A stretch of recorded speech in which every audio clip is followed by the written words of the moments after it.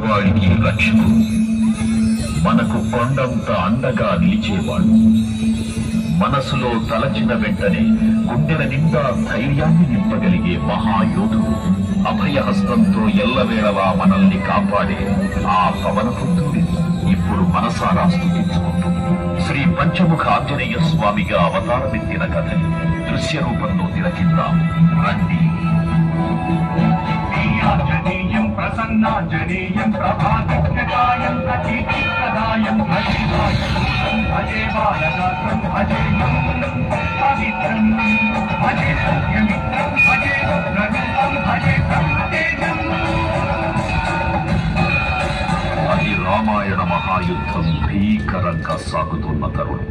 శ్రీరామచంద్రుని సారథ్యంలో వానర సైన్యంతో విజృంభిస్తూ లక్ష్మణ స్వామి తనతో పోరాటం చేస్తున్న రావణుడి కుమారుడు ఇంద్రజిత్ తలని బాణంతో ఒక్క వేటుతో వేరు చేశాడు. ఇంద్రజిత్ మరణ వార్త విన్న రావణుడు ఆవేశంతో ఊగిపోయాడు. ప్రతీకారం కోసం పాతాళ లోకాధిపతి తన సోదరుడు అయినటువంటి మహిరావణుడి సహకారం కోరాడు.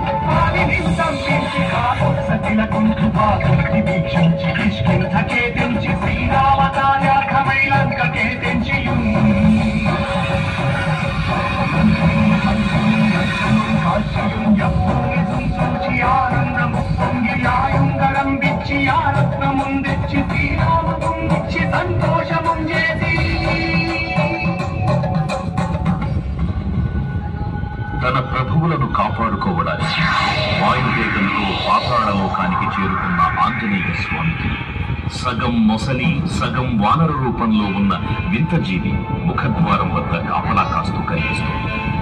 ఆ జీవి మకర ధ్వజుడు అనే తన పుత్రుడని, మహాసముద్రాన్ని దాటుతుందని నీటిలో పడ్డన స్వేదవిందు ఒక మొసలి గ్రహించడం వల్ల జన్మించాడని తెలుసుకుని ఆశ్చర్యపోతారు హనుమంతుడు.